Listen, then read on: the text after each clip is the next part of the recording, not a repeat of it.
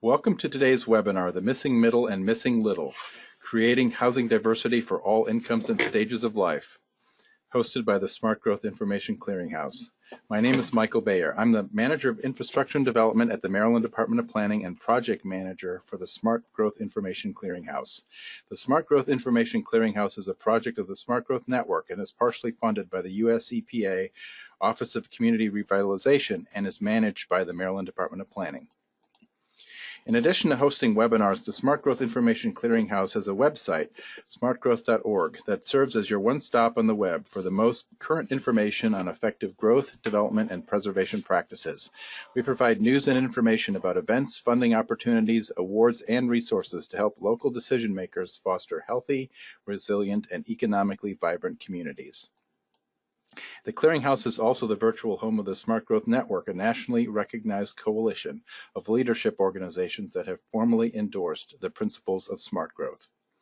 This webinar is one in a series of webinars produced by the Clearinghouse on smart growth topics available for viewing at smartgrowth.org. We are recording this webinar and will post it on our website in the next few days under the Webinar Archives tab.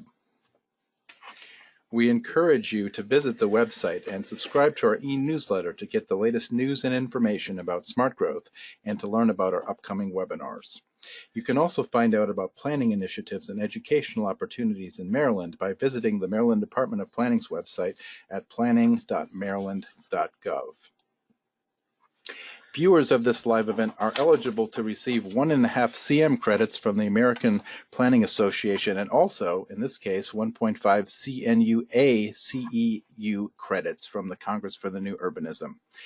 To log your AICP credits, visit the American Planning Association website at planning.org, log into your account, and search for the name of today's event, which is The Missing Middle and Missing Little, Creating Housing Diversity for All Incomes and Stages of Life. You can also search for event number 918-5100. So to get started, our speakers today are Danielle Arigoni and Eli Spevak. Danielle Arigoni is Director of Livable Communities at AARP, where she works to support AARP's 53 state offices and the hundreds of localities and several states enrolled in AARP's network of age-friendly communities to create great places for people of all ages. Danielle is an urban planner by education and has nearly 20 years of professional experience contributing to more sustainable and resilient federal, state, and local policy, including prior leadership positions at the US EPA and HUD. Danielle received the University of Oregon's Distinguished Alumna Award in 2016 and EPA's Gold Medal for Exceptional Service in 2013 in recognition of her efforts to advance the HUD-DOT-EPA Partnership for Sustainable Communities. Danielle received a BS in Planning, Public Policy, and Management from the University of Oregon and a Master's of Regional Planning from Cornell University. She currently serves as a board member for the League of American Bicyclists. Eli Spevak has been developing affordable housing communities in Oregon for more than 20 years, starting as a volunteer construction supervisor with Habitat for Humanity. He served on the board's Portland Community Land Trust for its first 5 years and worked with residents of Dignity Village, a self-built homeless camp, during their first 2 years. In 2006, he launched Orange Splot LLC to build new models of community-oriented, affordable green housing development, ideally within an easy bike ride of his house. His projects have been featured in the New York Times and Sunset Magazine. His most recent community, Cully Grove, received a 2016 AIA Housing Award. Eli was awarded a Loeb Fellowship in Advanced Environmental Studies at the Harvard Graduate School of Design. He also co-founded www.accessorydwellings.org and Portland for Everyone and serves on Portland's Planning and Sustainability Commission. Following the presentations, our panelists will answer as many questions as time permits. You can submit a question anytime during their presentations by using the questions tool in the control panel located on the right side of your screen. Now I'm going to turn it over to Danielle to get us started. Welcome, Danielle. Thanks so much, John. It's really a pleasure to be here today, and I'm excited to talk on this topic, which is one of my favorite areas to discuss. And I'm particularly pleased to be presenting with Eli, who's been a really fantastic partner here to us in AARP, both at the national office and in several of our state offices, as you'll hear more about. So I think that a lot of people don't necessarily think about AARP when they think about missing middle housing solutions or missing middle housing challenges. But I want to talk you through a little bit of our sort of rationale and our approach and the opportunity that we see in this space, not just from the perspective of older adults, but really from the perspective of how we create better communities for all. So I always show this slide. I think it's really the sort of call to action that we feel here as an organization. We're a large organization. We have 38 million members, and it's not a small charge to ask this enterprise to change direction and work on an issue like this. But when we all collectively recognize that we're approaching this point where we're going to be comprised of very different types of demographics in the future than we have in the past, it really underscored the need for us to become more involved in livable communities work. So last year, the census reported that in 2035, that will be the first time in our nation's history when we will be comprised as a country more of people over the age of 65 than under the age of 18. Again, that's the first time that that's happened in our country. And I think that, that presents a real opportunity to think about communities and the degree to which communities do or do not serve the needs of that trajectory very well. Part of our rationale, of course, is we are not only seeking to support communities to employ things that make life better for older adults, because we know that the best solutions actually make life better for everyone. But this demographic tipping point is really an important sort of marker in time that we're thinking about. But just as importantly is the sort of recognition that we've already passed this other tipping point on the topic of housing specifically. I think that, we all as planners collectively recognize that our housing stock does not necessarily match the needs that we have as a nation. And part of that is demographic. We currently have about more than 85% of our housing stock is comprised of 2 or more bedrooms, and yet more than half of our households are 1 or 2 person households. So there's a real mismatch in the kind of housing stock that currently exists and the household composition that we are more likely to see in communities. And I think, again, when you think about that demographic shift that we're thinking about from an aging perspective, the housing needs are not necessarily that much different than young professionals or young families or folks who are just starting out, who don't need the 4-bedroom house, but are really finding a lack of viable alternatives that meet their income level, meet their lifestyle choices. These statistics are pulled from a report and an exhibit that was held over the last year and a half or so. It's now closed. It was at the National Building Museum here in DC. And the exhibit was called Making Room. And it really kind of stepped back and looked at not just from an aging perspective, but the growth of lots of different housing typologies and what some of the creative solutions are that are out there in the marketplace. So I'll come back to this resource in a little bit, but this is an example of the kind of resource we offer to communities. I think that it's also no surprise that affordability is an acute challenge and a real housing shortage, frankly. This article just came into my inbox a week ago as I was pulling this presentation together, and it was too timely. I live in Arlington, Virginia. In Arlington, we're reporting that 320,000 new homes are needed to alleviate the shortfalls. And again, what you see here may be a large single family detached home. We hope that it's not, because I think as we're learning and as we're seeing, what's really needed is more of those smaller home solutions. And these are not housing solutions that are unknown in the American landscape. Eli will do a great description later on of this sort of historical context here, but what we're seeing is really we need all solutions on the table when we think about filling that housing shortfall, because it does have real implications for affordability. We also recognize that beyond housing, really the sort of current development patterns that we see in communities are not necessarily serving the needs of older adults well. And we know that by looking at some select statistics that kind of represent the domains, if you will, the issues around place. So in housing, we're seeing this incredibly tightening of housing costs and the strain on, particularly on rent-burdened renters, 65 and above. We're seeing that that's getting worse. Things are heading in the wrong direction in terms of easing the cost of housing for older adults. We also see that there's a real mismatch and frankly a real lack of housing that offers accessibility features, and that might mean a zero entry step door. Things like that end up being characteristics that, again, serve the needs of older adults, but can also certainly be important and critical for adults of any age that have disabilities or mobility impairments. Speaking of mobility, we also know that the average American outlives her or his ability to drive by 6 to 10 years. And yet we know that people want to live where they want to remain where they live. They want to age in place. So when you think about communities that are constructed where driving is the only way to get around, it doesn't really suit the needs of aging Americans very well. On the positive side, we are seeing that there's an increase in walking trips by seniors from 9 to 14% in the last several years, and that's a statistic out of the benchmarking report, the Bicycling and Walking Benchmarking Report from 2018. But sadly, we're also seeing that people 65 and over are overrepresented in pedestrian fatalities. So again, some good news there, but still really some cause for concern. Thinking about some of these other issues, disasters, older adults are disproportionately impacted by natural disasters. It's not uncommon to read news stories after disasters occur. If you look for it, you'll find it, that say more than half of the folks who died were over 65. In the case of the Paradise Fire in California, I think it was upwards of 80%, perhaps 75% of people were over the age of 65.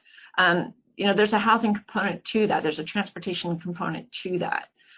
Similarly with public spaces, older adults are not using parks and public spaces proportional to their share of the population. And there's some structural deficiencies there, I think, in terms of transportation, but also when you look at public spaces, it's important to ask the question, are we really designing these for all ages in mind?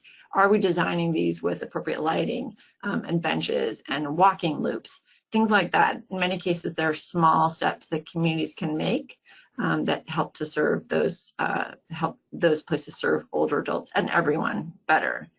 And finally, isolation. I think we know now that the impacts of prolonged isolation and loneliness are not just a mental health issue, they are a physical health issue.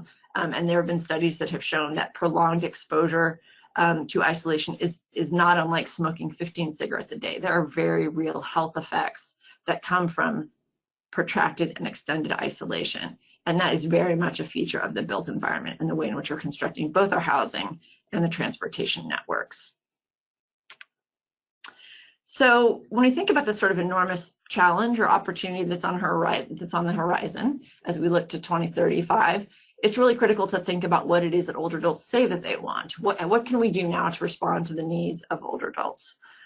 We did a survey last year. It's the third survey in several years that we've done to ask people that question. And again, in some cases, it really reinforces what we already think and know.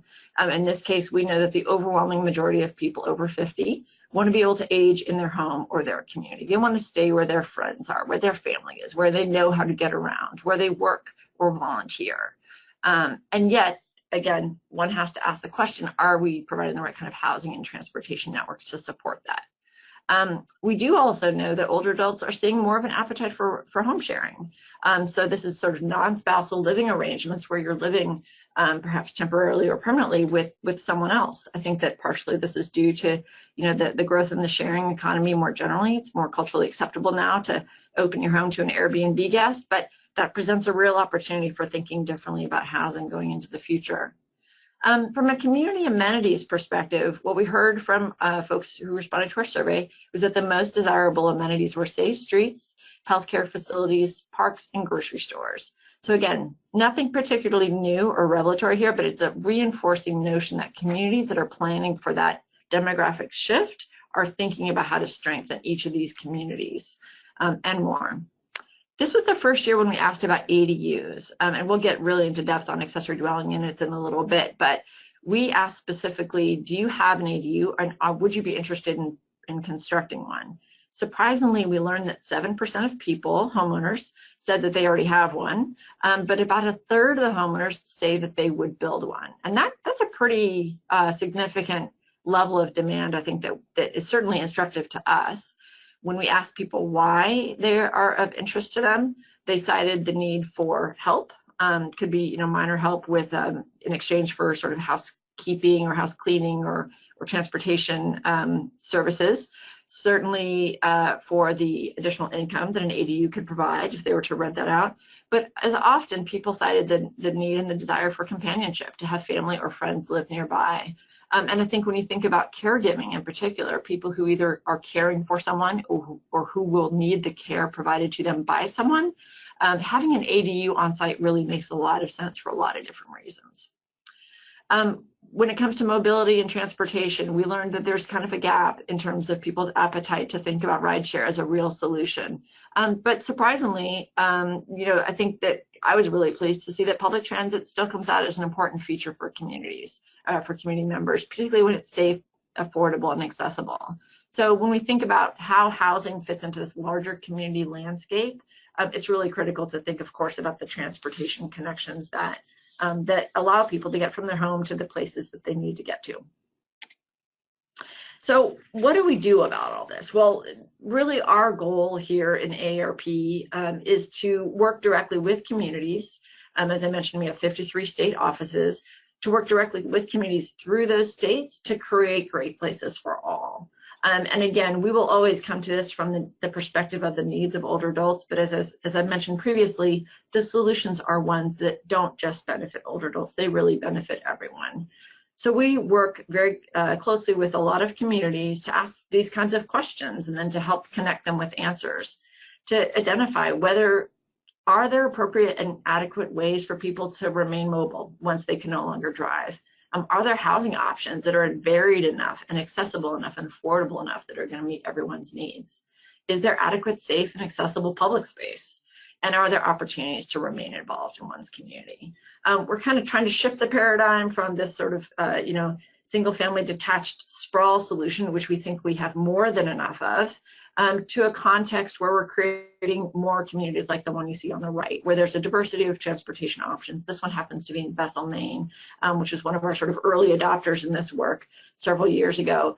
In this case, the demonstration of a temporary bike lane and some related activities on their main street served to really change the conversation in that town about what it means to become age-friendly. And there's been a lot of great work that's happened since that time.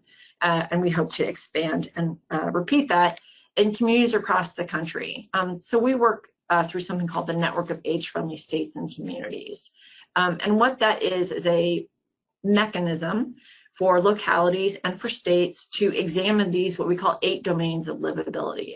The 3 built environment ones that I think are the most important, that most of our communities are focusing on, are housing, transportation, and outdoor spaces. That should not be a surprise given the things I've been talking about. But it is an opportunity to look at other features as well, how older adults are receiving information, how health services are being provided and accessed.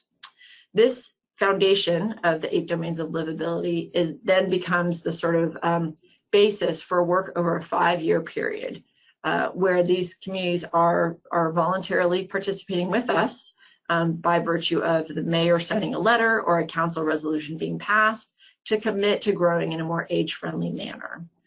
Just this week, we hit the 400 community mark, so we now have 400 communities that are working with us on this effort, and we have 5 states. Those states include New York, Massachusetts, Florida, Colorado, which is pictured here, and I'll say the U.S. Virgin Islands as well. It's a territory, but it is a location where we have a state office. So together, this body of work, again, it's a voluntary process that communities go through. It's very much a familiar planning process that begins with asking people what they need, developing a plan, and then focusing on implementing that plan. All that happens in the span of about 5 years. It's meant to augment and wrap around what's already happening through housing and transportation plans. It's meant to inform and be complementary to what's happening in comprehensive plans. But the great thing is that it provides an infrastructure to bring diverse folks to the table, to bring diverse stakeholders to the table to work together and collaborate on things that improve the quality of life for all. But we don't just sort of, create this framework and then walk away. We offer a lot of resources and support to communities who are going through our network, but also to communities in general. So none of the resources that I'm going to talk about here are limited to folks in our network. They're available to everyone. And increasingly, we've seen that people are drawn to these resources in part because AARP is such an unexpected voice on this topic. So one of the things that we often will do is drive people to our main page, where it's sort of our resource hub of any number of things that people might benefit from understanding better as they pursue work in their community. We're actually working to target directly elected officials, local champions, chambers of commerce, business leaders, and the like, but we're also looking to tap those would-be community advocates, those folks who we know can really rally the support of their friends and their social networks to effectuate change. So that our AARP website is a great resource for those folks as well as those in our network. We offer a weekly newsletter, which I think is fantastic. It comes out every Wednesday. It always includes new information and resources from across the sort of diaspora of planning world that we can put in the hands of people at the community level who can do good things with that. I'd encourage you to sign up for that newsletter. You can, again, find that sign up at our website here. We also offer a lot of publications, both in download and in print, and I'll talk through a few more in depth in just a minute. But part of the goal here is, again, to sort of go on record, frankly, as AARP, that we value these kinds of community features, because I think that can be persuasive to, particularly for elected officials that find themselves wading into a little contentious territory.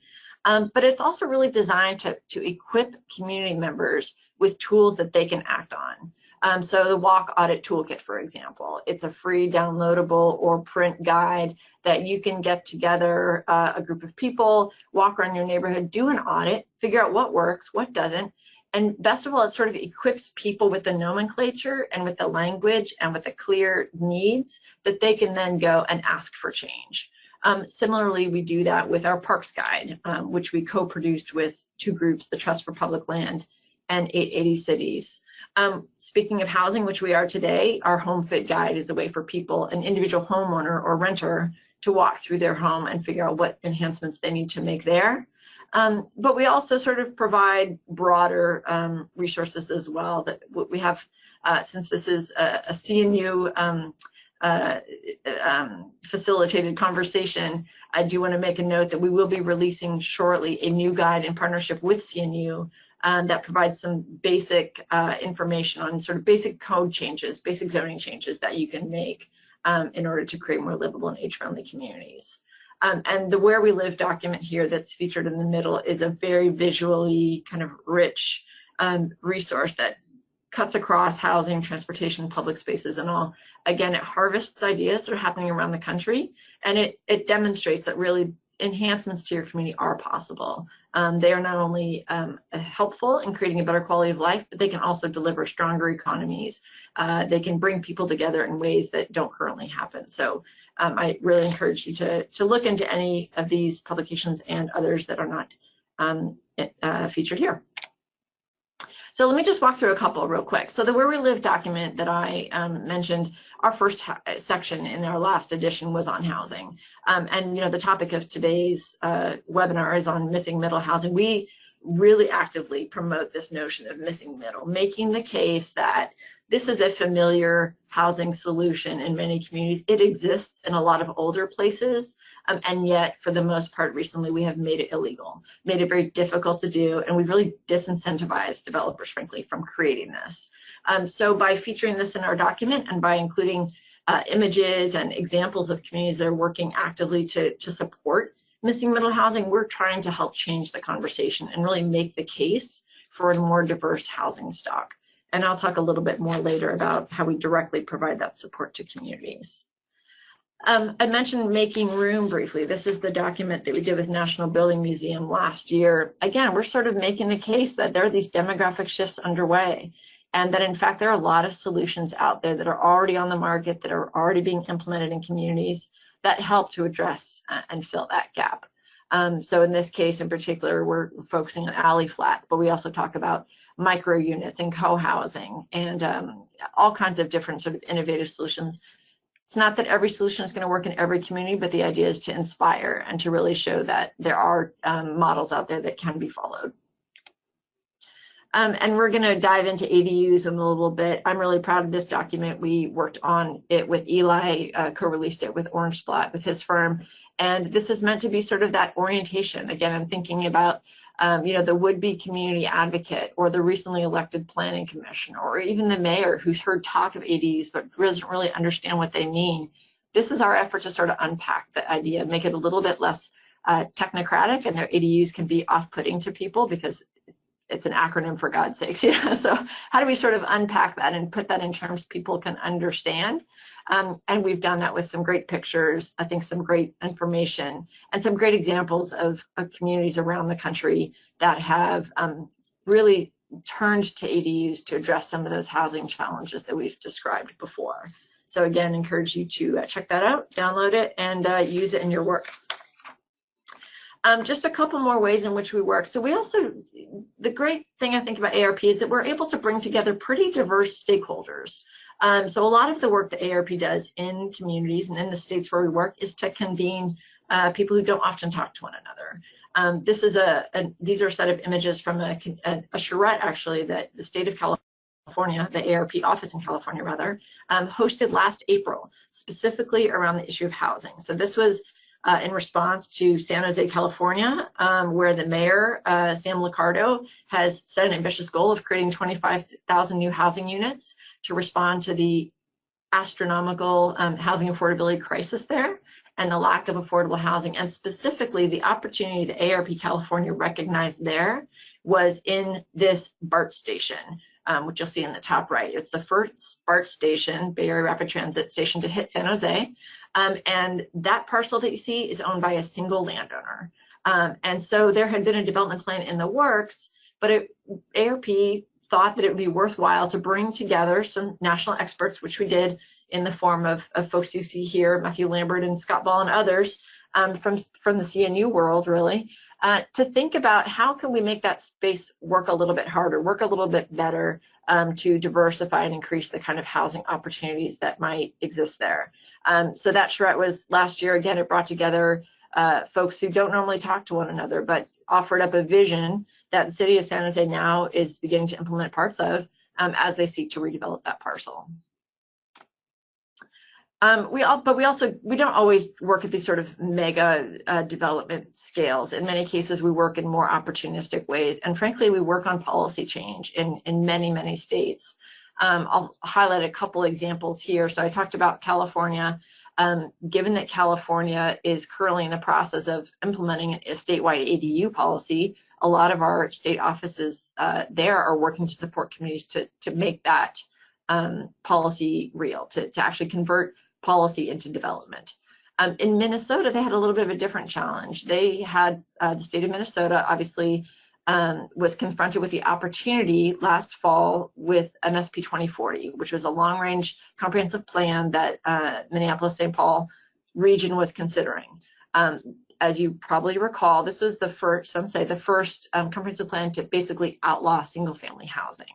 And AARP played a pretty active role in the conversation there by wading into those waters and saying it's actually in our best interest as a state, from the perspective of the AARP, to do just that, to really think about how we're diversifying the housing stock. So AARP brought in some national experts, in this case from Opticos, who I mentioned earlier, sort of one of the Dan Perolics, one of the leaders who conceptualized the term missing middle housing, brought Dan in to have some conversations, to do some walking tours, to familiarize people with the ideas and the opportunities that are presented by missing middle housing, and by working in close partnership with the mayor and with others to really get the word out about the need for a more diverse housing stock. That plan passed. And we really see it as a huge success and something we're seeking to replicate in other places, because we know that we need that sort of broad policy infrastructure in place in order to respond to the housing challenges that are confronting communities across the country. In Oregon, a similar situation is to California. There's a statewide policy in place there to support ADU production.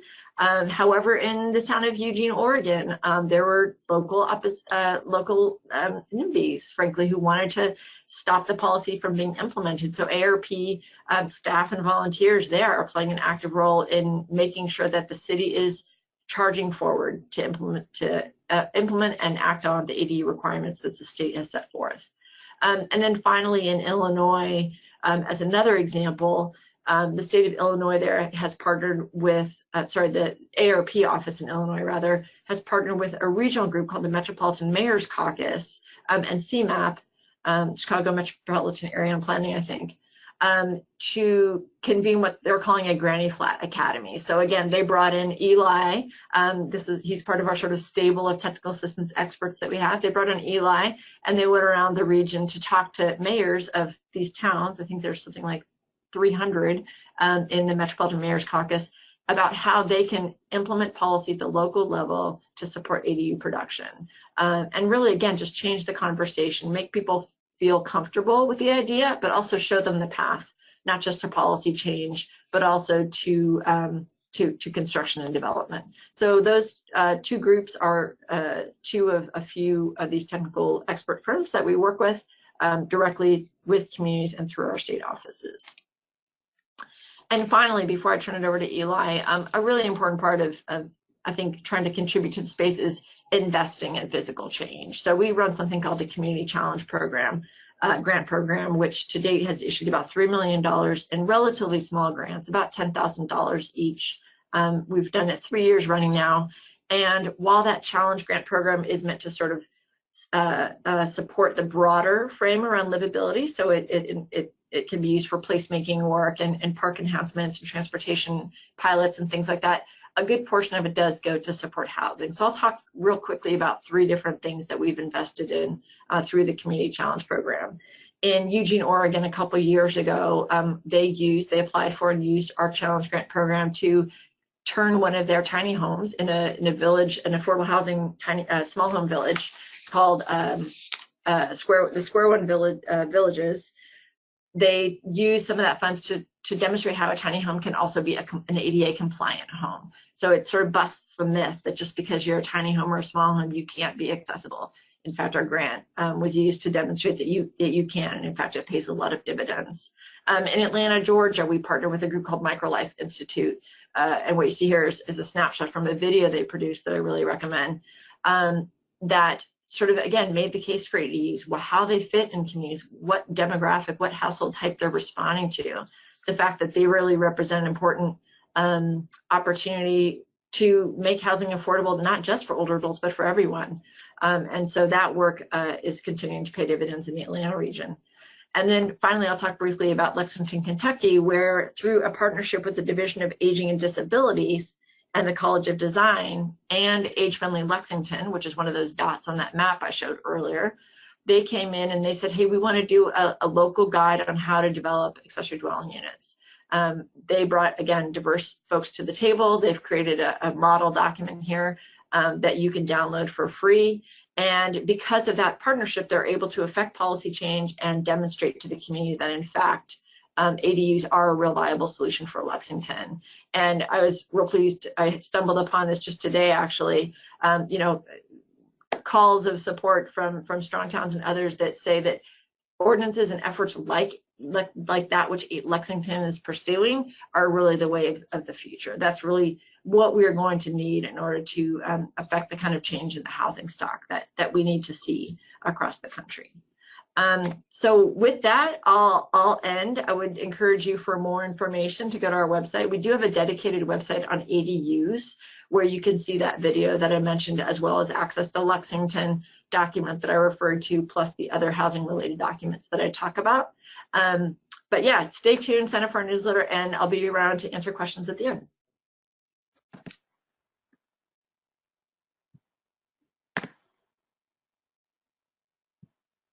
Hello, hopefully this will work. This is Eli Spevak. I'm sure someone will ping me if they can't hear me.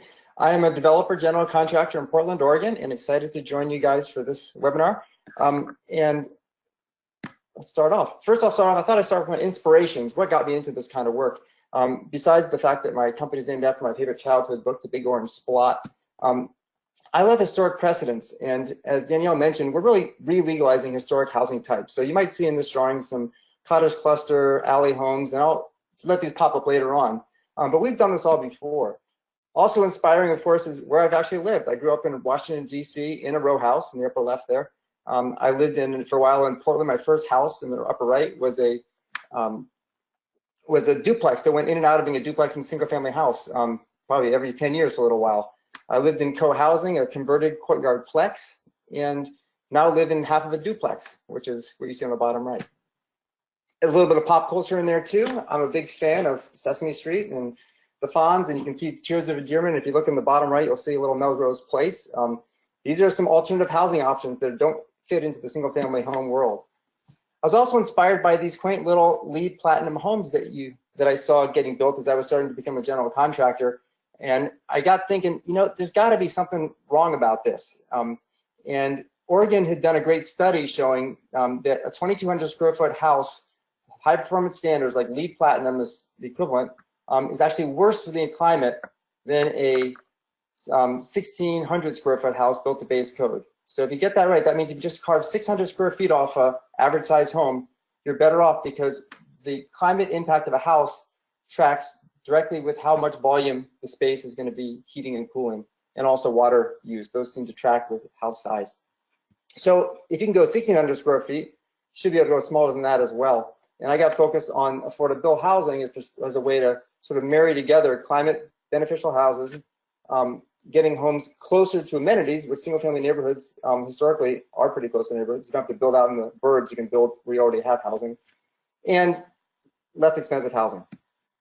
So this gets us the missing middle housing. You've probably seen this spectrum before. And the focus I've had in my development work has really been on the lowest end here. We're looking at just about the same scale as a single family house, but you might have more people living in it. So I'll start off with row homes. One of my favorite types, since I grew up in one, but I built some in the upper right. That's a townhouse project. And Washington, D.C. was lined with row houses, both facing the main street and behind. Those were the accessory dwelling units where the help lived until they got displaced by the automobile. Courtyard clusters, this in the upper left corner there is development just outside of Washington, D.C. on the MART line. And Ross Chapin, who's a good friend from the Northwest, has designed some beautiful co-housing projects that are divided around pocket neighborhoods or courtyards. Here's some others where you generally have about twice as many homes as you normally would allow in that zone, but they're half the size. So you get to house more people, more appropriate for family size. Cottage clusters can also be a venue for co-housing projects. This is one that I developed where I live now in Northeast Portland. Some more images of that, sort of a farm in the city. And typically there wouldn't be any space for gardens and stuff, but we clustered the homes in attached housing, which is also good for the environment. And that let us have much more open space for what you see in front of you. Corner duplexes are a really long-standing housing type across the United States. A lot of times corner lots are a little bit bigger in scale, and people would put a duplex where one door is facing each direction, each street. There's plenty of street parking. That's appropriately where the massing of a house is going to be larger. And you see in the upper left a historic one, and on the bottom, on the other side of the page, you see some more recent examples. Portland's allowed single-family homes, corner duplexes, going back about 15 years on any corner lot by right.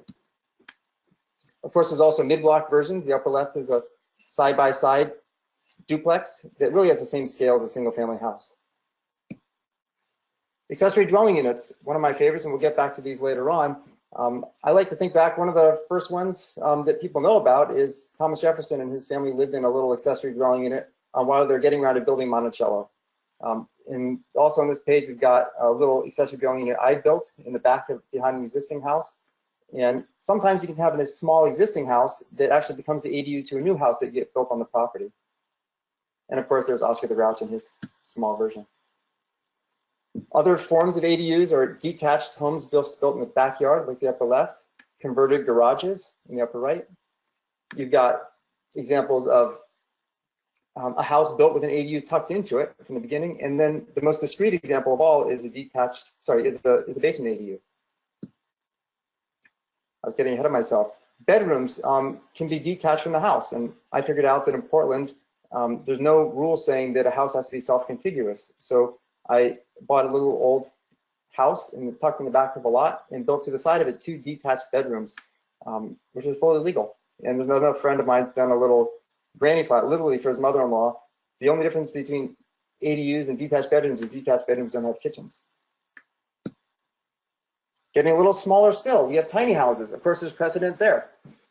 From settlers out west, we got the wagon train, and now we've got new settlers out west who are building their own homes. That's Linda Menard's lucky penny that she built and lives in today. Tiny homes are, one thing I like about them is that they're sort of in between a tent and an ADU in cost. You have to have ways people can afford to live who just don't have the resources.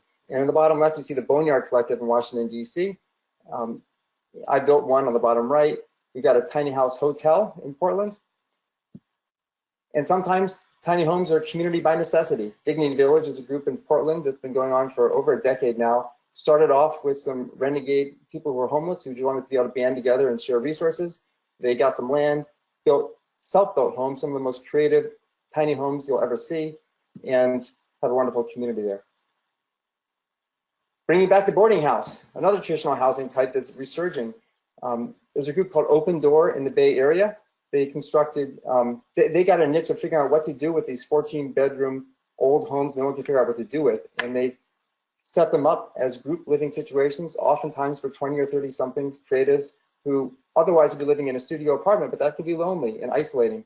So by teaming up, they can rent out bedrooms, share meals, have bulk purchasing with local grocery stores and local organic distribution centers.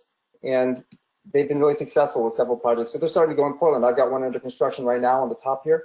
Courtyard Plex. Technically, this is 2 single-family homes, each with an accessory dwelling unit. But as you can tell, I sort of decided I just want to build a Courtyard Plex, and I can't do it in most single-family zones, so I'm going to do it anyway.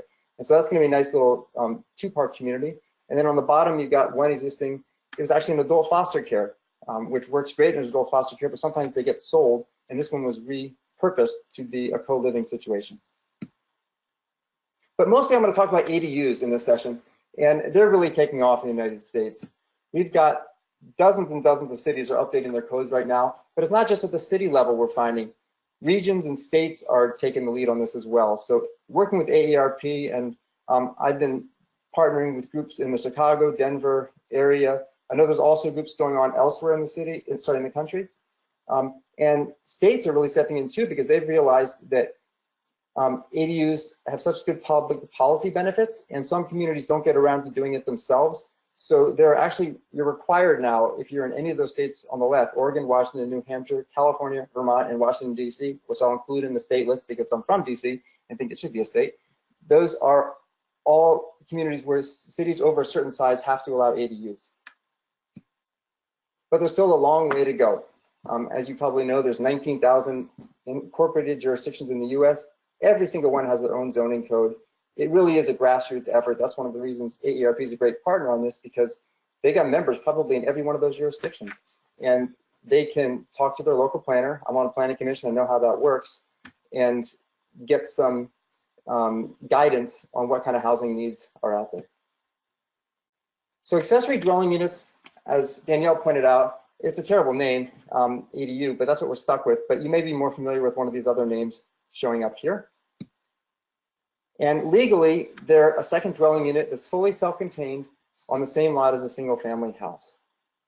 And as you saw earlier, there's various ways that can be configured. And some communities are starting to allow 2 ADUs, not just 1. So as I said, it's not quite the same as a detached bedroom because it's got a full kitchen.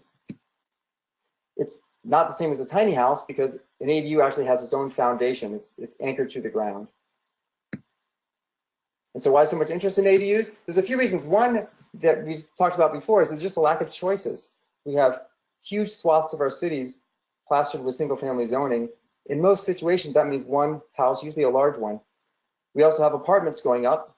That's where the building boom is happening in many urban cities. And we're not seeing much chance to live in a neighborhood in a small house. One example here is Portland's zoning. Portland gets a lot of accolades for being progressive as a planning city, but look, our zoning's almost all single family. And as one person testified at our planning commission meeting not that long ago, He asked, how is single-family zoning like meat jello? Well, single-family zoning was a bad idea at the time, like meat jello, and it's still a bad idea today. Other reasons people like ADUs, they're familiar. Almost everyone has a time in their life when they or a loved one would have found an ADU to be a perfect place to live. I think if we all look back at our housing histories, there's probably some opportunity where ADU would have been a good match. And people know this going back generations when people used to start building a little house for themselves before they built the big house. As Danielle said, they're flexible over time. So what might start off as a couple with a baby in the main house and they rent out the ADU for supplementary income or for someone who might help care for the child. As the family grows, they might use the house and the ADU. And then when they're older, they might move into the ADU once the kids are gone and rent out the main house. I get lots of inquiries from people moving to Portland to be near their new grandkids. And they don't want to have a house all to themselves, a full-size house. They just want a small one so they can be nearby. Multi-generational housing, we've spoken about that before, with appropriate independence for the two parts of the family. Demographic change. From 1950 to 2008, home size has gone from 983 square feet to 2,500. Family size has dropped from 3.8 to 2.6, so we somehow need more than 3 times the amount of square foot per person than we did back in 1950. And the environmental benefit. 80% of the greenhouse gases associated with a home relate to heating, lighting, and plug loads, and water use and water heating. That dwarfs the amount that goes into the embodied energy of the materials that go into building the house and then replacing pieces that go on. So just by shrinking a house, you inevitably decrease the climate impact of that house. And if you can put the smaller house in a closer neighborhood, that means that all the chips generated by the people living in that house are reduced as well, which decreases the transportation impact. And as we have sprawling cities, every additional household we can house close to jobs, services, parks. That's, if they can get to those things with a walk or a bike ride, then it's way better to put it close in than to put a new suburban house on the fringe. Affordability. Accessory dwellings generally rent for market rate when they're rented out, maybe a little bit more than a similarly sized apartment. But almost 20% of ADUs are rented for nothing.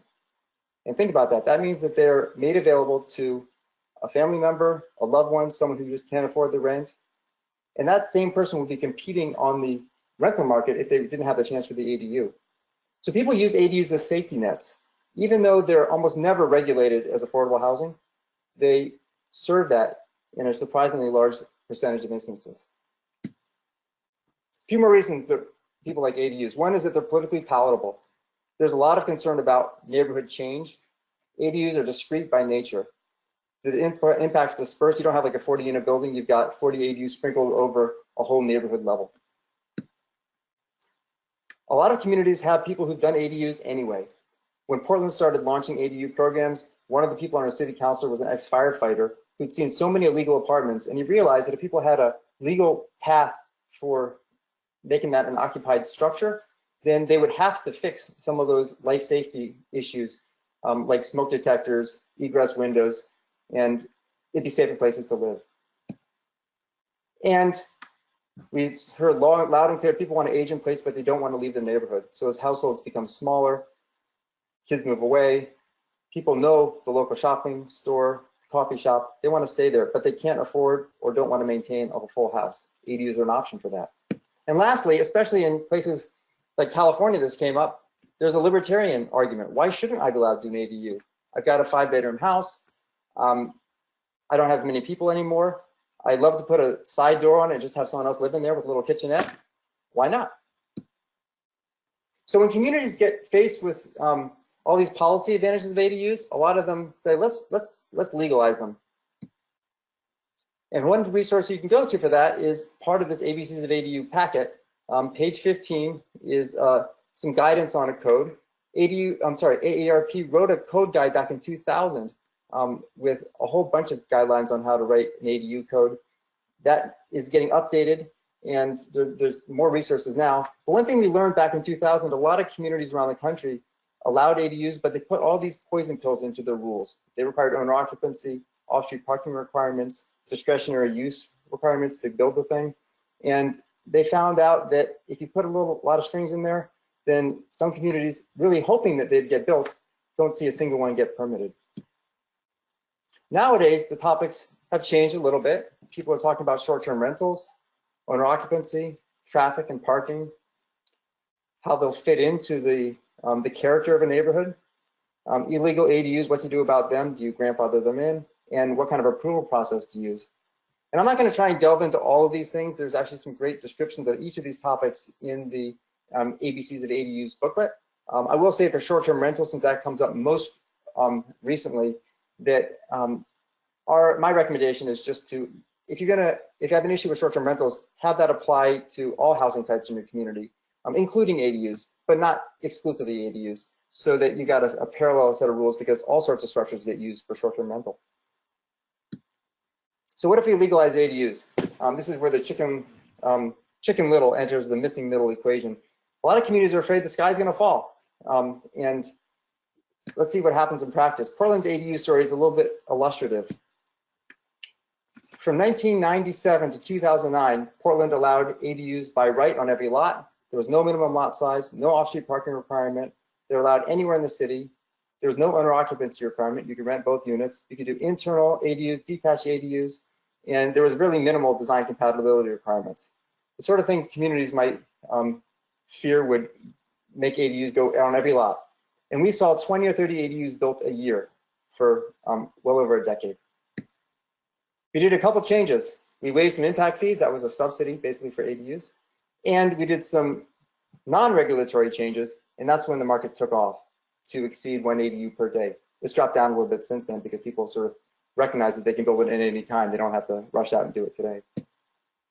So even with supportive regulations, not a lot of ADUs will always get built because we have to be real about who's building them. Amateur homeowners, that's who builds these things. Unlike any other kind of housing, the people who build ADUs generally don't know what they're doing.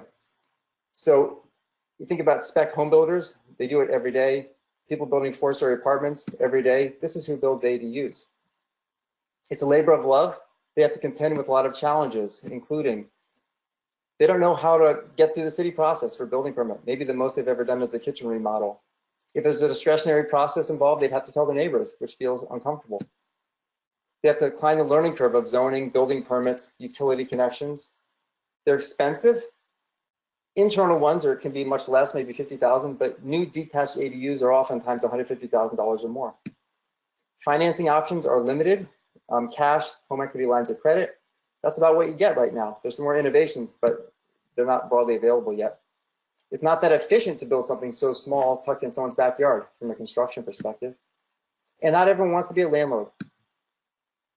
So some ways that, despite that, ADUs can take off. It involves understanding who's building them and letting them know how to do it. So one easy thing people do is lead tours or classes. This is literally just getting someone inside an ADU because, as I mentioned, you can't see them from the street usually. Sometimes they're legal, sometimes they're not. Getting people inside gives them a chance to get the wheels spinning about how maybe this would fit into their life or into their house or into their yard. Local media loves to write stories about contentious debates on zoning code issues, NIMBYs versus YIMBYs. That's not the kind of story that does best for supporting ADUs and other kinds of infill housing. The best kind of stories are those about who's living in them, their stories, their dream of building it, granny's moving in, and really the stories behind ADUs. That's we have a great reporter locally who's done a whole series of profiles of ADUs. People love the stories, and that's the kind of news you want out. And it always takes a little political advocacy, showing up at City Hall, to Planning Commission, telling them that you want this housing option available in your community. And local government can return the favor by publishing concise guides to how to build an ADU. So it's not just the zoning code, how it works with the building code, what fees are involved, utility connections, how to do the process, because as I mentioned, people who are building these oftentimes have never built something before. There's a few areas where things are getting a little more innovative with ADUs of late. I just thought I'd share.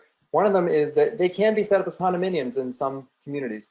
I've done a couple of projects where you have 2 houses and 2 ADUs, and they all share a central courtyard on side-by-side lots. Also had an historic farmhouse in the bottom left where there was it was a 1900 farmhouse, and to the side of it we built an accessory dwelling unit as one way to keep the existing house there. That's one model that could work. There's new loan products becoming available, second mortgages based on the as completed value. Appraisals can, if they're done based on an income-based approach, if there's no owner occupancy requirement, you can sometimes get higher valuations, which lets people finance more of their ADU. And there's some nonprofits that are active in trying to reduce the cost of ADUs so they're available to a broader segment of the population, like the Ali Fossil Initiative in Texas, in Austin. Santa Cruz Habitat for Humanity has a home profiled in the ABCs of ADUs. And Portland's Institute for Sustainable Solutions is doing a lot of work on financing strategies to work for lower income homeowners. And there's also folks out there doing more modular construction. Dwellers One, Wolf Tiny Homes, has done more than anyone else. And a group called Shelter Solutions, which has drawings and they can do an ADU that are pretty cute for a fixed price in your backyard. Resources that might be of help. One of them is this website that Danielle mentioned. I co-founded this a while ago. It has gobs of information, and it's got hundreds of case studies of completed ADUs. We don't profile anything that's schematic. It has to have been built, and people tell the story behind it, whether it worked out or not. The ABCs of ADUs that you mentioned before. And I did a publication with the state of Oregon, which was interested in a terribly wonky name, character compatible, space efficient housing options for single dwelling neighborhoods. And here we profile not just ADUs, but also corner duplexes, internal home conversions, cottage clusters. These seem to be the types of infill housing that neighbors are most willing to accept into their community. And that is at the end of my presentation. I'll be happy to stick for questions. Great, thank you, Eli, and thank you, Danielle.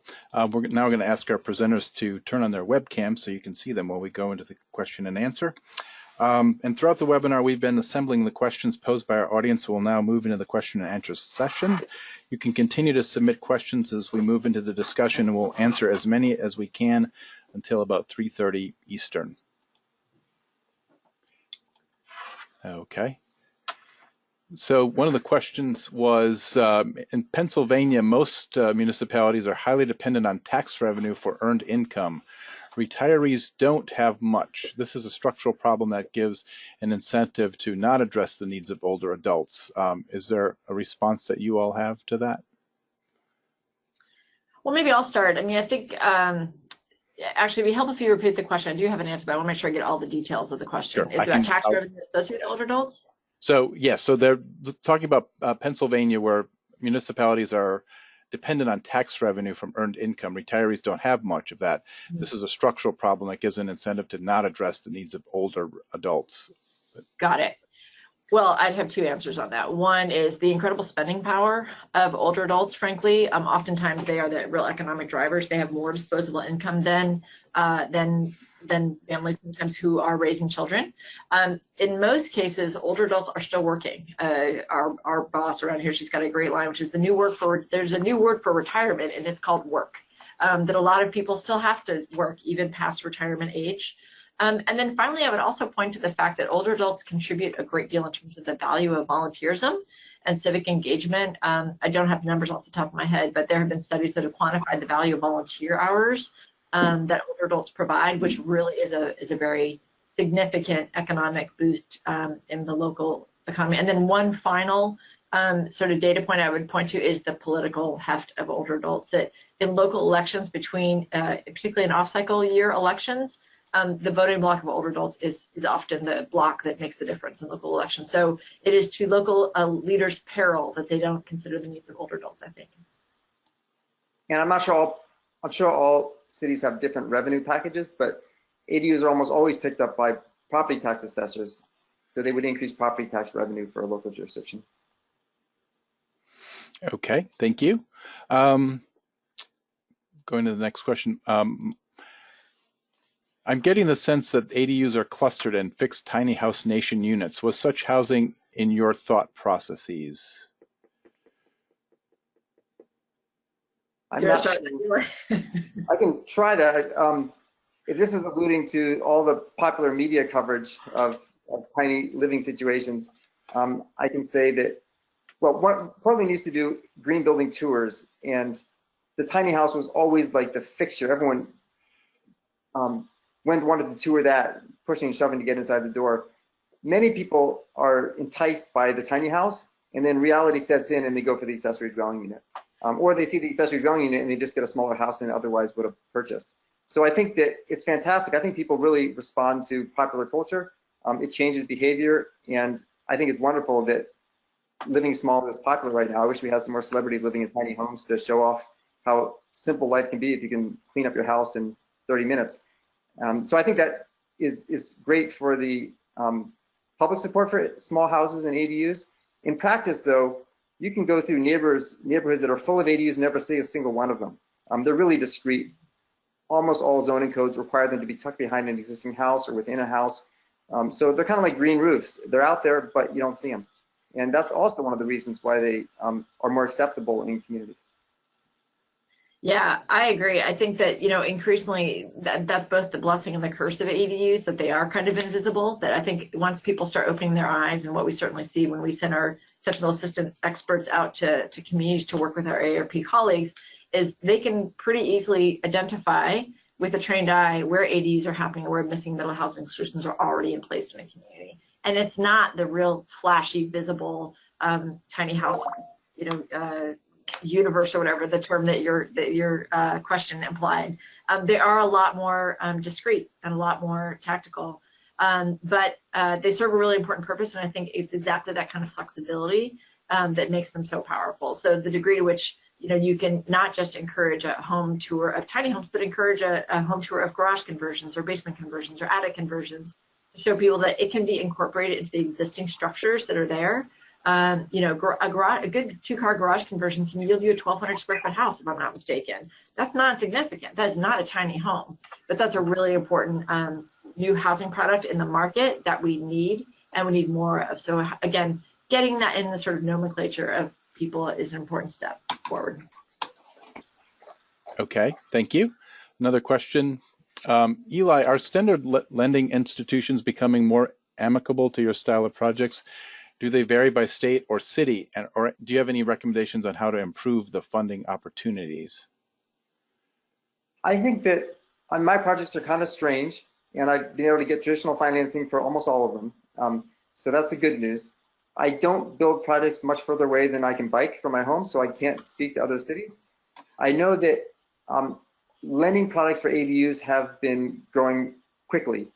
There's now a credit union in Portland that does a second position loan for an ADU based on the as completed value. So you have a house, you have some equity in it, but you need to capture the value that the ADU will add to your property to finance it. Then you have that option. I know that in some cities also people are running into challenges with financing. For example, in some California cities, people might want to get an ADU get a loan for an ADU, but there's an owner occupancy requirement, and a lender, understandably, says, I can't give you a loan if there's an occupancy requirement because my collateral, if you default, I take over the house and I'm immediately out of compliance because the lender's not going to live at the house. Some lenders lend anyway in that situation, but they have understandable concerns. So I guess, yeah, I do exchange projects and I manage to get financing, but that's probably because they're small and I have a decent track record.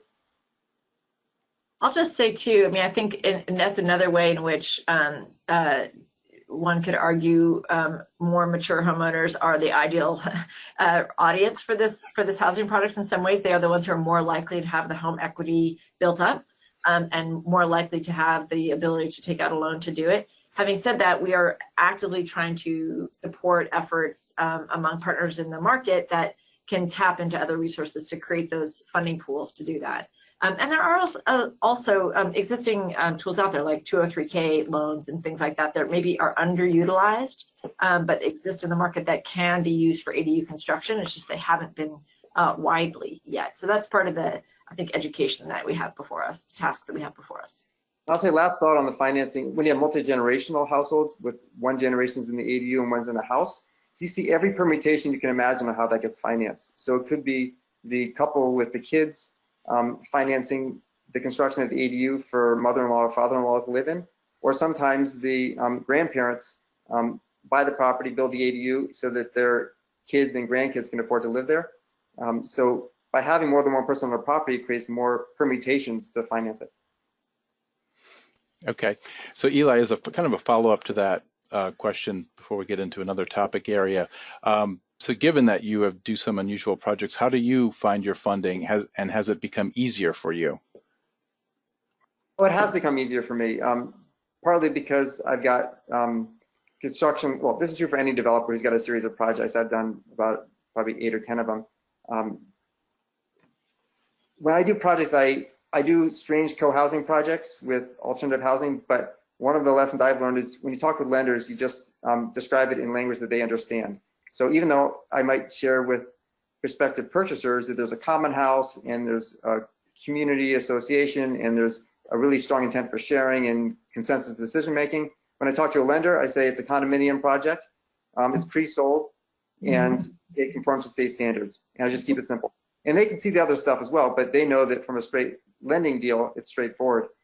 When I did this, I'm doing a project right now with Open Door, which is 2 side-by-side homes, each with an ADU, 22 bedrooms total. For now, I'm working with someone who's lending on it sort of as though it were a boarding house, an SRO. My hope is that when it's completed, I can just refinance it as a single-family house with an ADU to get a boring old Fannie loan, which means it'll just be, because legally that's what it is, it's a house with an ADU. So I think part of the strategy is to figure out how to talk with lenders so that they understand it in their terms. Okay, thank you. We've gotten several questions related to college and university towns, so I'll ask one of them here. I work in a small college town where ADUs are not something that residents have wanted in the neighborhoods that are slowly turning over to student rentals. There are concerns that they would all turn into more student rentals if they were built, along with more party problems, litter, etc., or if existing buildings were changed to be an ADU. Are there ways to get over this hurdle? Examples from other small college towns that you've worked with? It does come up a lot, and I'll actually be in Burlington not too long, where I know that's been one of the issues of concern there. My personal pitch is that communities should regulate the impacts, not the housing type. So cities almost always have noise control ordinances. They should enforce them. And communities that have single-family homes near colleges, those are being rented out to groups of college students. And somehow there's not a lot of concern about building single-family homes. I think that ADUs sometimes get a little double standard attached to them. This happens with short-term rentals as well, where issues that come up in a residential community in existing housing stock, single-family homes, apartments, end up being ADUs get found guilty of all those things just because of the new housing type on the block.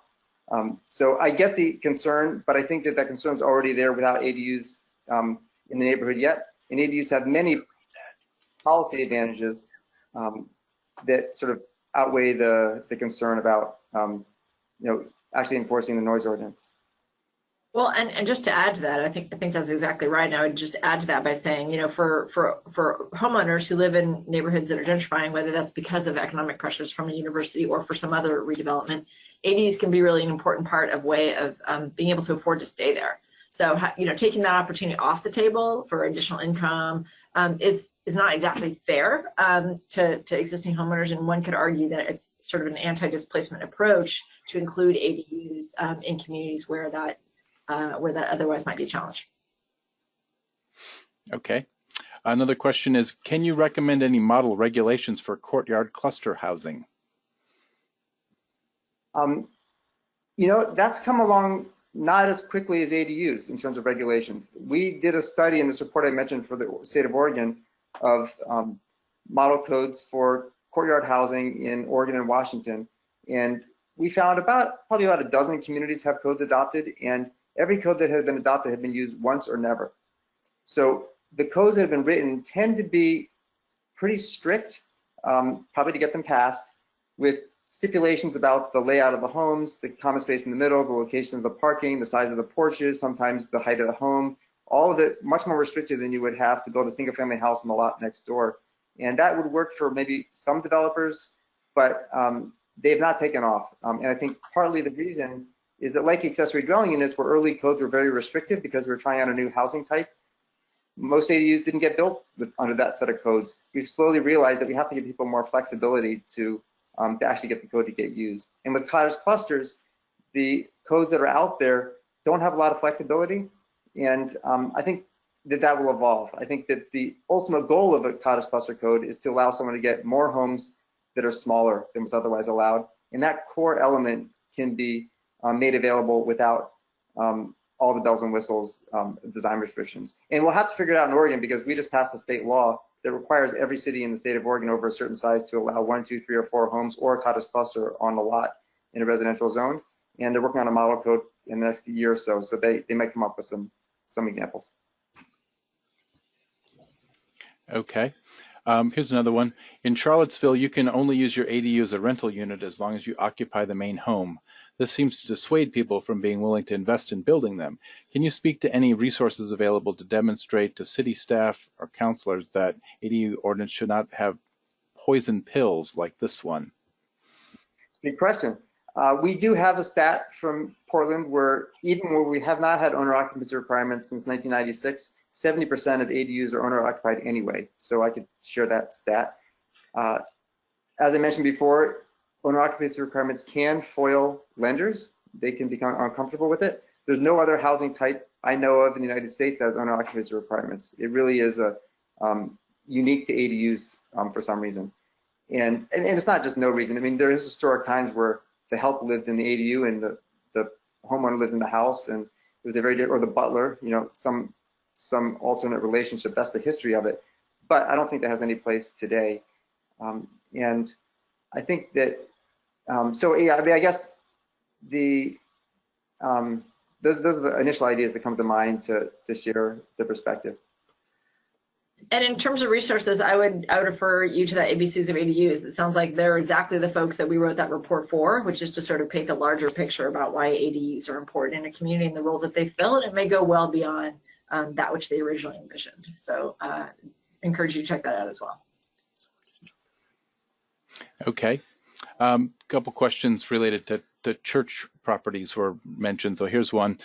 How have you addressed co-housing project that wants to go into a single-family home zone, for example, on church property, without neighbors feel fear of multifamily apartments? How do you distinguish co-housing from that?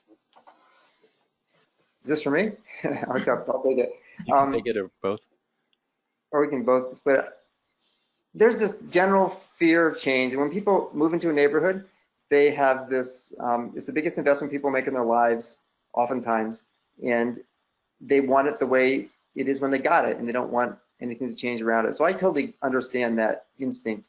And in neighborhoods that maintain that attitude that they can't have something new or different coming in, end up being neighborhoods that no teachers can afford to live in, and you have to have a certain wealth to be part of it. That's the pushback.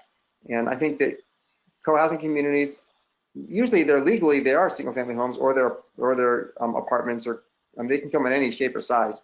But I'm not sure why they might get the wrath of a neighborhood association. I think there's oftentimes just a fear of the unknown, and I know that from the experience I have with co-housing projects, is that people living in them oftentimes are especially involved in neighborhood associations, community organizations, nonprofits, and so I don't think I think that you actually bring stuff to the community, but I understand that people are afeared that might not happen. Yeah, I think too, the fact that the question pertains specifically to a church property, it points to the fact that there's a real opportunity with a faith-led, with a faith community to describe the important role that housing plays for the broader community. So I think that, you know, again, in the same way that sometimes strange bedfellows make for really effective change, a faith community could be the convener for those disparate interests that can articulate better the need for a co-housing arrangement and what the gaps are that they're trying to fill. So, you know, statistics on isolation and loneliness can be really persuasive for people who think that our housing market's working great for everyone right now. Turns out it's not working great for everyone. And if you care about trying to affect change and prevent people from feeling isolated and lonely, then how can we think about creative solutions? And I do think that co-housing is a great potential option for that. The only other thing I would say is through some of our age-friendly work that we've gone through with these 400 communities, again, they have sort of unconventional partners at the table. It can often include faith communities. And by surfacing housing needs more generally, what is it that older adults need in housing more generally, that opens the door to some of those deeper understandings that allow for those parcel level arguments to be neutralized a little bit. So I would almost argue sort of taking it up a notch in terms of thinking about the broader needs you're trying to solve for, and then coming back into the details of the co-housing development. Because without that, I think that is a reactive type dynamic that Eli described. And I should say faith-based communities are fantastic, at least where I live, in terms of partnering with nonprofits to provide housing on their sites. It's really mission aligned. And I think some of the best redevelopment opportunities really are churches that have had their membership decline, and they're trying to find another, charitable, beneficial use for their property, which I think is great. And sometimes those places are big green fields too, so neighbors don't always like that anything's happening there. They assume there would always be a green field. Okay, so another question about another group to work with. Do you have examples of home builders associations that have been progressive in working with communities to encourage ADUs, but allowing for reasonable or feasible design standards? In North Carolina, the legislature at the home builders insist and forbid local design standards on houses built under the 1 and 2 family building code, making it harder for communities to allow ADUs since they can't have any say over the character of what will get built. Oh, I haven't thought of that dynamic. That's an interesting one. I think that I know that locally home builders have been incredibly supportive. It was their political weight that got Portland to waive their system development charges, which was one of the big stimulus items to why we saw so many ADUs get built starting in 2011.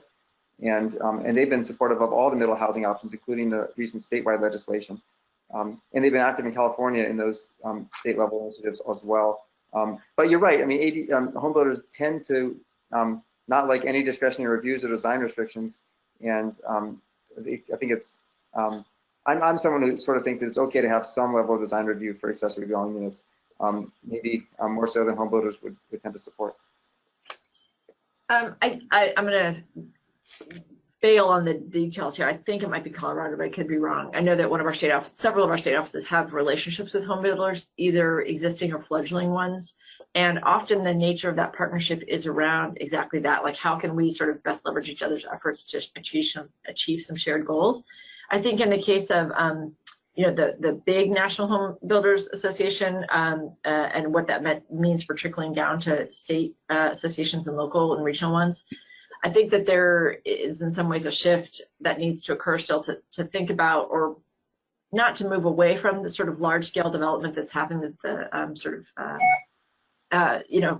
fixed development, multi-property developments that happen into this more small scale development. So I think to Eli's point earlier, home builders are used to building a particular housing type at a particular scale on a particularly large lot. For the most part, this is a different kind of development, and it actually invites, in some ways, into the home builders world an entirely different kind of developer. I know that in the past, Eli and I have worked with someone called Steve Vallejos, I think, out of California, who is a developer, a production builder, and a developer of ADUs across California. There are those kinds of developers out there who are beginning to get into this market, who are seeing the opportunity.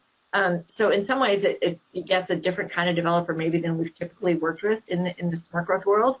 And so there's a lot of opportunity, I think, for both the National Home Builders Association as well as the state and regional home builders associations to create some space for those new builders to come into the fore, because this really is the way of the future. The small scale homeowner driven development is going to be what is, I think, really takes off in the next decade or so. Mm-hmm. One code thing you might explore is in Portland, you have to match the design of the existing house if you're a 2-story, 1.5 or 2-story ADU. But if it's a 1-story ADU, you don't have any design rules at all. So maybe a community could just allow 1-story ADUs by right with no design compatibility requirement. They're not going to be seen that much anyway. Okay, thank you. Another question kind of about codes here.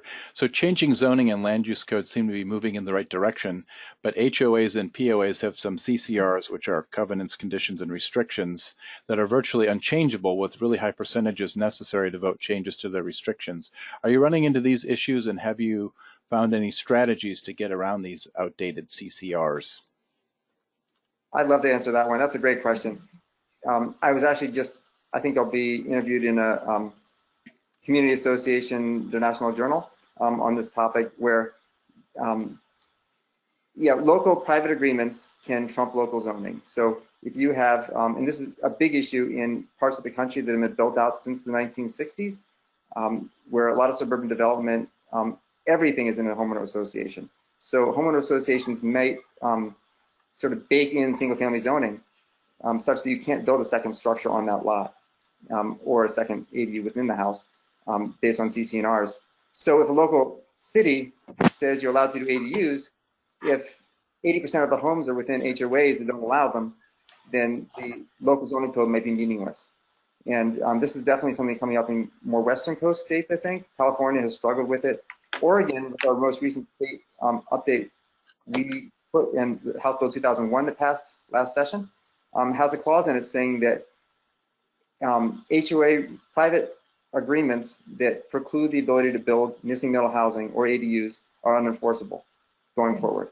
So old ones are grandfathered, and it's awfully hard to change old ones politically, but going forward, you can't do it anymore. And I think that there will continue to be clashes between private agreements and local zoning, especially in parts of the country, or especially in suburbs, really, where a high percentage of homes are constrained by cookie cutter HOA docs that really sort of bake in single family practices. Yeah, I got nothing to add to that. I mean, there's so much opportunity, I think, to explore homeowners association like Eli. That group, the membership group of homeowners associations, just came onto my radar screen too, and it made me realize, holy cow, there's a whole nother entity out there that we can be partnering with and thinking about how we can inform their members and also knock down some of the barriers that are out of there. Okay. Here's a question for both of you. Are you aware of any communities that either pre-certify builders or keep a list of ones who have completed either a city training or who have completed ADUs in their jurisdiction with records of permitting experience, et cetera, to give the amateur homeowner developers a little more confidence? Makes me think of Santa Cruz, right? And the Granny Flats Initiative, things like that. Yeah, Cole Peterson, who's co-founded the Accessory Dwellings website with me, he has just created a certification for ADU builders, which requires getting a certain amount of training. I think that informally, since building is such a local industry, what's happened when people have tours of ADUs, that's a chance for people scoping out the ADU, not just to see what it looks like, what the finishes are, how it might work for them, but also they get to meet the architect and the builder. So there's a word of mouth marketing that happens that way. If someone built a nice ADU, they're much more likely to get future clients. But I mean, I guess there isn't exactly what you described. No, not yet. It's really the skill set of building an ADU is the same skill set of building a single family house or a major remodel. So the contractors who tend to get into that business and do a good job of it are the folks who do small custom homes and large renovations. And every community's got someone like that. And I think, again, the part that planners can play is making sure that there are pre-approved plans that are available that make it easier for the homeowner and the developer to sort of pre-negotiate some of those details. So it doesn't, prevent that risk of getting held up in the permitting process. We got to admit, pre-approved plans almost never get used from our experience, because people, when they put something in the backyard, there's this instinct, especially if you're paying a lot of money for it, to make it custom. And so there are some companies that are doing like standard plans and building them and trying to get to scale doing that. And I think some of them will succeed for the least expensive ADUs, but people who've got a little bit more budget just can't resist making it just what they want it. Especially when they see some of these great pictures and what can be done. Yeah. Okay, thank you. Another one, traffic and parking are often raised as potential issues when any increase in the neighborhood density is proposed, particularly in older urban areas with narrow streets and limited parking. Have you encountered this concern, and how have you responded? Eli, I'll let you take that one. Definitely encountered that concern, yes. And I'm someone who's not a favor of parking minimums in general. I think that we do have some data on how many vehicles people have with ADUs, and they are smaller per capita than other housing types, which I could share if people are interested. And I think that there's creative ways to handle the regulations. Most codes do not require an extra parking. Let me take that back. I think most codes do require an extra parking space for an ADU. I wish that were otherwise. The codes we use mostly in Oregon don't require any additional parking space beyond what's required for the existing house, but you do have to, if you convert a garage that was your only parking space to an ADU, you would have to recreate that parking space somewhere else on the property. There are also some creative ways you can write the regulation that appease neighbors like that. For example, saying that you have to have a parking space for the ADU, but you can include space on the property, or you can include frontage just in front of that house, excluding driveway areas. So you can make the case that you're meeting your parking needs for the house plus the ADU without impacting neighbors, because there's enough space on your property or right out front for a vehicle. And I think too, there's an argument to be made that if a community is moving the direction of adopting ADUs, then maybe they want to focus first on areas that have rich transit access, so that they can sort of make the more compelling case that you can in fact add housing units and rely upon existing transportation infrastructure in sort of a phased way.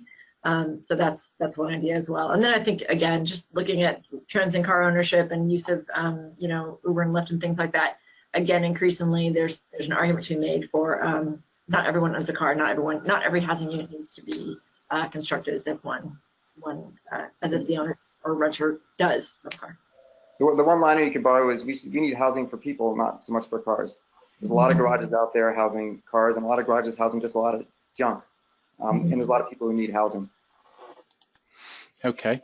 A few more here. Who's benefiting the most from ADUs? Do you have any statistics on low-income or minority populations occupying them?